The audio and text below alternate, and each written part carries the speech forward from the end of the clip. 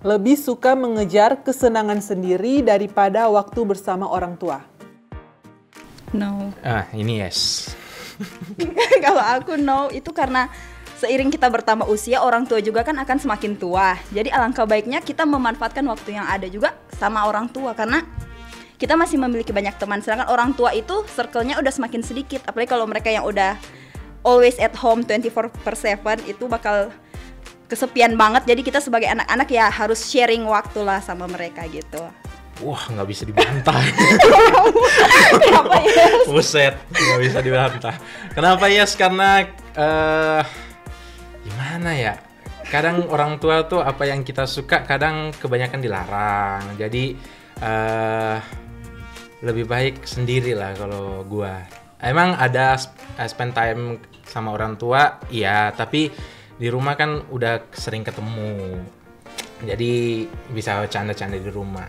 Kalau keluar ya sekali-sekali. Oh, berarti orang tua prioritas nomor 2, teman-temannya nomor 1 gitu. Tergantung.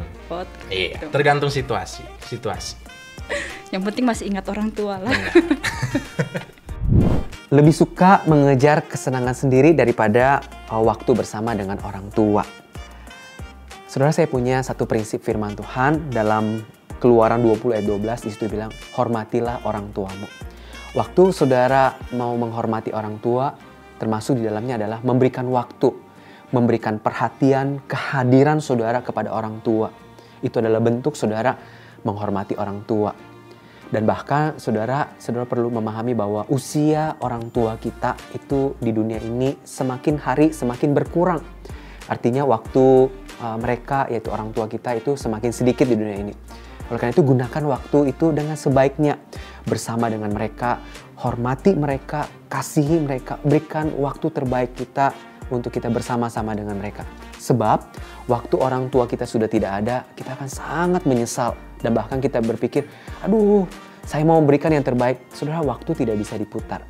Selagi masih ada waktu, berikanlah waktu terbaik itu bersama dengan orang tua kita. Dan bahkan sebenarnya orang tua kita juga lebih suka kita memberikan waktu bersama dengan mereka ketimbang sebenarnya uang kita. Oleh karena itu, berikanlah waktumu yang terbaik bagi orang tuamu. Yes or no, pinjaman online? No. Big no. No. Jangan maksain deh, jangan maksain. Iya, gengsi banget, itu cuman nginin aksi doang ya, naikin aksi doang. Yes. Kalau sebisanya ya seadanya yang ada, kalau nggak ada ya nggak usah beli dulu kali gitu, atau nggak nabung dulu baru gitu. Karena nanti di belakang lu akan susah sendiri. Kalau kepepet? No. Pinjam kemana bang? No. Lebih baik pinjam ke bank daripada pinjam online yang nggak jelas. Iya sih, benar sih, setuju. Karena takutnya dia tuh juga bikin kita tuh jadi kayak apa ya? Jadi pengen lagi dan pengen lagi gitu loh. Iya. Addiction. Betul. Yes. yes. Kenapa no? Lebih baik bergaya dengan isi dompet sendiri, nggak perlu pinjam-minjam. Kalau nggak ada ya nggak usah gaya. Daripada susah ke depan nanti kan malah ribet, puyeng, nggak bisa tidur, sekarat. Siap, salah. Kenapa yes? Karena kadang kala guys itu atau pinjaman online itu ada promonya loh. Dan itu kalau dihitung-hitung itu lebih murah kalau langsung beli, langsung beli gitu. Karena kayak pulsa listrik misalkan, nah itu biasanya ada potongan-potongan atau poin-poin yang bisa ditukarkan. Jadi kan itu menghemat juga. Tapi yang penting langsung dibayar, jangan nunggak terus nyicil-nyicil, ya itu bunganya beban. Yang penting bisa diatur lah. Ambil pinjaman online. Saudara, pinjaman online ini sangat tricky, saudara. Amsal 22 ayat 7 bilang begini, yang berhutang jadi budak dari yang menghutangi. Saudara, pinjaman online itu saat ini sangat mudah untuk mendapatkan dengan foto, dengan mengisi formulir dan sebagainya. Sekejap itu saja kemudian kita bisa mendapatkan pinjaman. Tapi saudara hati-hati, pinjaman online itu banyak jebakannya, tricky. Dia bisa kemudian memberikan bunga yang sangat besar sehingga memperbudak kita seperti gali lubang, tutup lubang, gali lubang, tutup lubang.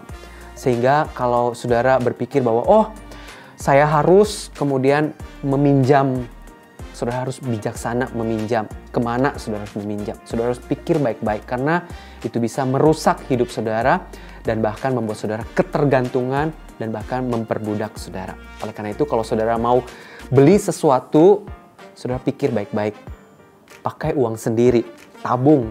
Itu menjadi satu hal juga sangat baik untuk saudara tidak serta-merta dapat sesuatu tapi berjuang untuk dapat sesuatu.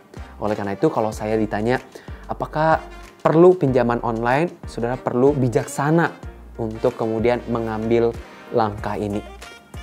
Karena itu bisa punya dampak buruk. Yes or no, main-main dengan kuasa gelap? No lah. Lebih baik apa ya, nggak usah deh coba-coba daripada kalian tersesat di sana. Betul. Karena Ya. kuasa gelap itu pasti yang gue denger ya, hampir semua itu makan korban. Pasti minta jatah antara bagian keluarga atau diri sendiri gitu ya. Itu kan ngeri ya. Jadi mendingan ya itu bergaya seadanya, semampunya kita ya, yang penting halal. Setuju? Setuju. Setuju dong. Oke, main-main dengan kuasa gelap. Saudara, kuasa gelap itu atau iblis, setan itu tidak main-main dengan manusia, saudara. Dari dahulu sampai sekarang, iblis itu mau menguasai manusia, memperbudak, dan kemudian bahkan menghancurkan hidup manusia. Oleh karena itu, saudara, kalau saudara bermain-main dengan kuasa gelap, saudara akan berada di sana dan bahkan bisa terhisap di sana, dan kemudian saudara sedang membuka pintu. Sama dikatakan oleh C.S. Lewis, katakan bahwa ketika saudara membuka pintu terhadap kuasa gelap, saudara sedang membuka pintu untuk kemudian memberikan pengaruh di dalam hidup saudara. Ulangan 18 ayat 10-12 mengatakan segala bentuk okultisme itu kekejian di mata Tuhan. Oleh karena itu, bermain-main dengan kuasa gelap sama sekali tidak patut dilakukan oleh pengikut Kristus. Sebisa mungkin saudara harus menjauhi itu. Sukses itu punya banyak uang, yes or no? Menurut aku sih no banget, No. no banget. Ya kalau misalnya kadang gitu ya lihat Instagram atau apa ya mungkin kayaknya kalau udah punya segalanya atau financial freedom yang kata orang-orang itu kayak udah oke banget gitu. Tapi kalau ngelihat lagi gitu ya ke Alkitab dan kebenarannya sih harusnya sukses itu bukan didefinisikan oleh uang doang. Gitu. Karena menurut aku orang kaya belum tentu sukses dan orang sukses sudah pasti kaya. Kalau kaya berkaitan dengan materi, tapi bukan cuma itu saja. Iya, measurementnya ya. Yes, belum Ukurannya tentu orang bukan di materi yang Yap. sih. belum tentu orang kaya terus keluarganya hancur. Apakah katakan sukses? No. Sukses itu kan banyak ya, bisa jadi dalam berhubungan, dalam keluarga, Betul dalam pendidikan atau misalnya Yes. kayak pencapaian dan lain-lain. Kesehatan dan lain sebagainya. Betul, kesehatan juga. Oke, sukses itu artinya punya banyak uang. Saudara, itu nilai yang kemudian ditawarkan oleh dunia ini atau bahkan itu nilai daripada dunia ini. Tetapi sangat berbeda dengan nilai kerajaan sorga. Matius 6 ayat 19-21 bilang kita harus fokus mengumpulkan harta di surga. Artinya kita harus terus berupaya melakukan perbuatan baik. Sukses itu adalah waktu hidup kita ini berdampak. Berdampak di tengah keluarga, berdampak di sekolah, di tempat kuliah, berdampak bahkan di tengah masyarakat. Ketika hidup kita ini sudah berdampak, saya pikir itu adalah kesuksesan. Bahkan waktu kita bisa membawa orang, bisa mengenal Kristus, orang bisa merasakan kasih Kristus melalui kehidupan kita.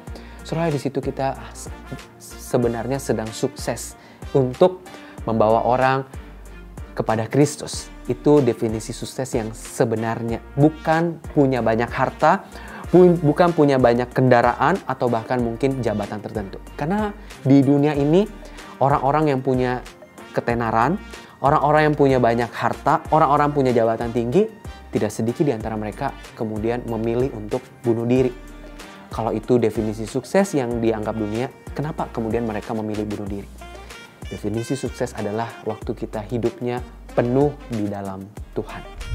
Yes or no, pilih-pilih orang yang mau ditolong. No. No. Yes, tapi I have my reasons. No. Karena mungkin ada pengalaman pribadi sih, kayak nolong orang tapi ternyata orang itu malah makin ngeyel gitu ketika ditolong, atau dia malah jadi kayak apa ya, mungkin pertolongan aku tuh nggak tepat gitu loh. Bisa jadi that is not really what she or he needs. Atau ada juga yang kayak pertolongan yang aku kasih ke orang-orang yang sebenarnya kayak mereka tuh malah memainkan pertolongan itu gitu, atau tidak begitu menghargai.